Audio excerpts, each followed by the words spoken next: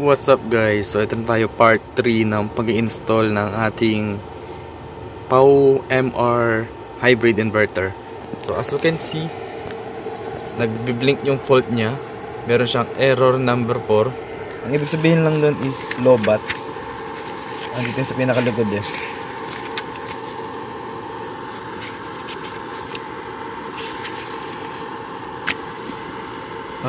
Yun siya, number 4 battery voltage low. So okay lang siya. Walang dapat ikapangamba. 12.3 volts. So as you can see, nagpo-port siya. Pero previous video ko, diba, nag-iingay siya. Tut, yung parang gantong tunog ba? Ay, wala na siya.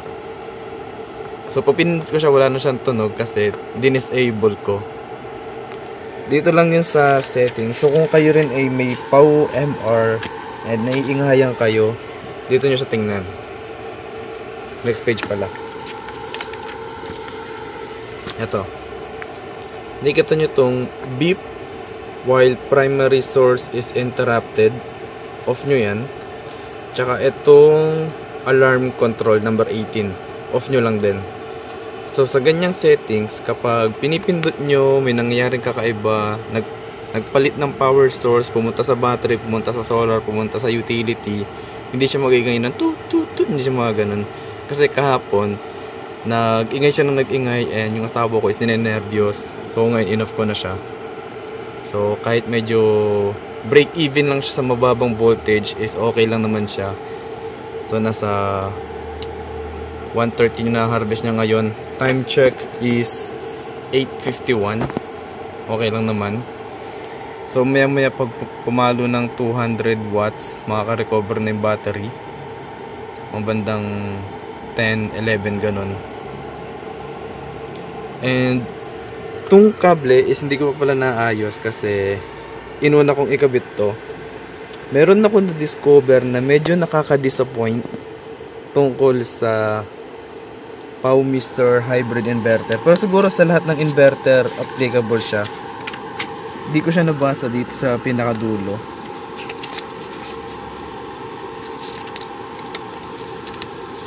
Dito. Ayan.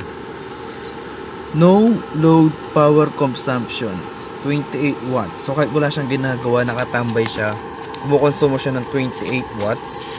And doon siya magkukonsumo sa settings ng SUB and SBU kapag naka solar priority ka, pero wala siya kapag naka MKS priority. So tingnan mo ngayon, wala yung utility, walang guhit dun sa taas, so hindi gumagana yung utility. Lahat is powered by solar and yung battery. So dito mula sa DU wala siyang number, oh. Pero tingnan nyo to, dilipat ako sa SUB na priority. Yan.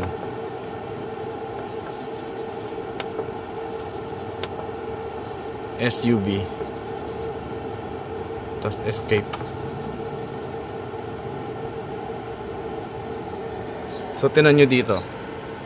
Ang hinihigop niya sa utility is 169, 170. Pero tinan mo lang yung load na kinukonsume niya, 106. So tong inverter is naglalabas ng 100 watts, pero yung hinihigop niya is 171. So feeling nyo nakatipid kayo? No. Ay no, mas mataas siya, 100. Ay ito mo yun, nagsama na siya. Solar, utility, na-combine na siya, 100. Pero yung hinihigop niya sa utility is 113. Mas mataas pa din, di ba? So parang hindi ka talaga nakatipid sa SUB. So next setup is SBU. Try natin. Lipat natin yung settings.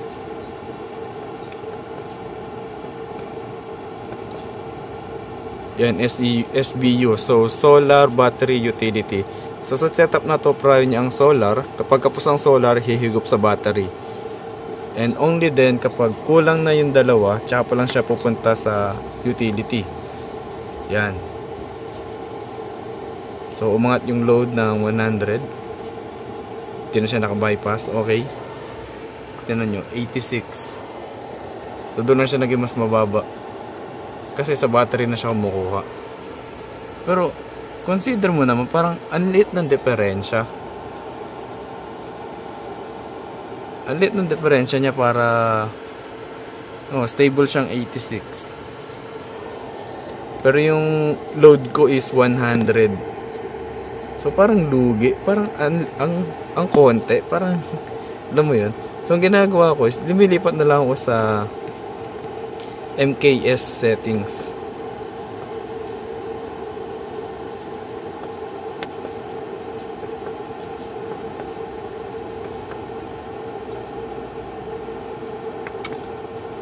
Yan, so settings na to, always solar and battery prio sa umaga.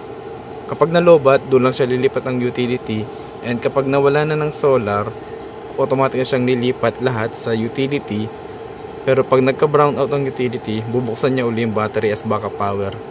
So ito yung parang nakikita kong pinaka the best settings. Tignan nyo, 0 ang higop niya sa utility. And buong 90 watts is pawang solar and battery lamang. O, diba? So piling ko ito yung pinakatipid. So dito muna ako mag-stick ng settings, MKS settings. PV input is 118. So okay na siya. Break even na sila nung battery. Ay nung solar tsaka nung load. Input tsaka yung load. Okay naman na. So ganyan na siya hanggang mamayang hapon. Patay na lang mamayang hapon. Lalo pag nalobat na. Dito na sa switch button sa likod. Since naka-off naman na yung alarm, hindi na siya mag-iingay. Then yun na muna sa update na to. Inuna ko lang talaga to kasi pinag-experimentohan ko. So medyo partially disappointed ako sa dalawang settings na to. Itong SUB and SBU. Kasi humigop pa rin pala sila dito. So hindi porke humigop ng or nag-harvest ng 100 watts yung panel mo, so automatic tipid ka agad ng 100 watts. Hindi pala, mas 20 something lang pala. So parang ewan ka lang baka yun lang yung first observation ko. Tatry ko pa siya sa mga susunod na araw, especially pag nagdagdag na ako ng solar panel. Tingnan ko kung maiba yung observation ko sa ngayon. Pero so far okay tong MKS setting sa akin yun. Nagwo-work siya. And comment lang kayo sa baba kung iba yung observation nyo sa SUB and SBU settings. Kasi sa akin medyo umihigop siya ng decent amount sa utility and parang sayang naman. So gagawin siguro magdagdag pa ako ng panel para mas ma-sustain niya. Kasi iba rin pala yung may dagdag konsumo pala talaga tong inverter na hindi natin nakikita. 30 watts din siya, 30 watts. So medyo may kalakihan. So yun lang muna sa update na to, and next video talaga using ko na to. And ito is siguro tanggalin ko na uli. Nilagay ko lang yan para obserbahan kasi. So yun lang muna. Salamat sa mga nag-subscribe and salamat sa mga nanonood. Subscribe kayo para ma-monetize na ako. Salamat!